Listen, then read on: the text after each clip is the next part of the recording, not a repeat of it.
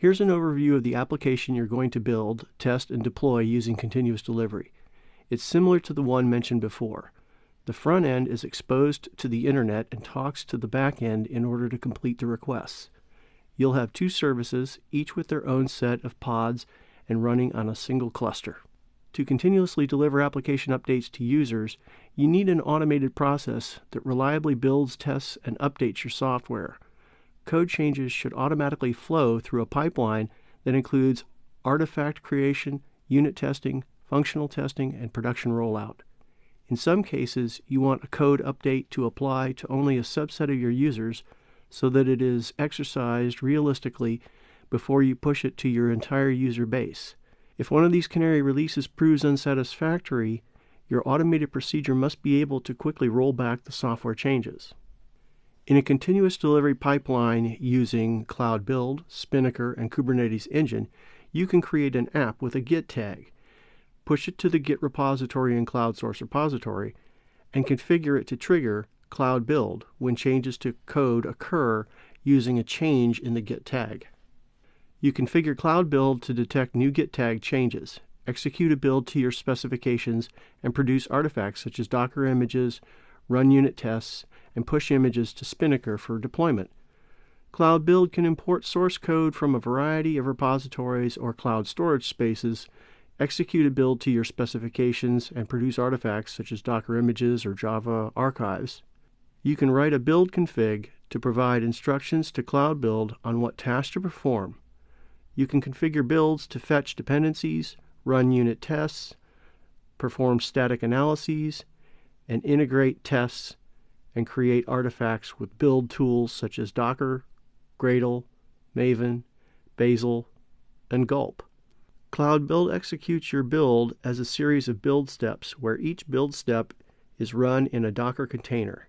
Executing build steps is analogous to executing commands in a script. You can either use the build steps provided by Cloud Build and the Cloud Build community, or write your own custom build steps. Finally, these changes can trigger the continuous delivery pipeline in Spinnaker to deploy a new version of your code to Canary, perform functional Canary testing, and allow you to manually approve the changes. Finally, these changes can trigger the continuous delivery pipeline in Spinnaker to deploy a new version of your code to Canary, perform functional Canary tests, allow you to manually approve the changes, and deploy the new version to production. Jenkins pipeline can be similar. It allows you to create a set of steps in code and check it into source code management that defines how your build, test, and deploy cycles will be orchestrated. Blue boxes here represent the build phase in Jenkins. Gray boxes represent development and production deployments for your application. Developers check in code to a repository in Jenkins. That change is picked up by Jenkins, and Jenkins builds a Docker image from the source code and deploys that to a developer environment for building. From there, developers can unit test and iterate on that code branch in an environment similar to their production environment that is not being hit by live traffic. When they verify the unit code, they can commit their changes to a different branch. That commit changes to a Canary deployment in production. As you saw earlier with a Canary deployment, you're only spinning up a subset of pods and repositories to a portion of live traffic. When the Canary backend has been verified, developers merge that code to a production branch. When the changes are picked up by Jenkins, the image can be built and sent to the rest of the fleet that is serving end users. You deploy Spinnaker or Jenkins as Kubernetes applications. They are not standalone services. Here's a screenshot of the Jenkins application configuration wizard and an example of a Jenkins pipeline file. Here you check out your own application code from a source code repository. You build an image from your source. You run tests after that image has been built. You push the image once the tests pass. If the image push is successful, it deploys your application using kubectl, which is baked into your container image.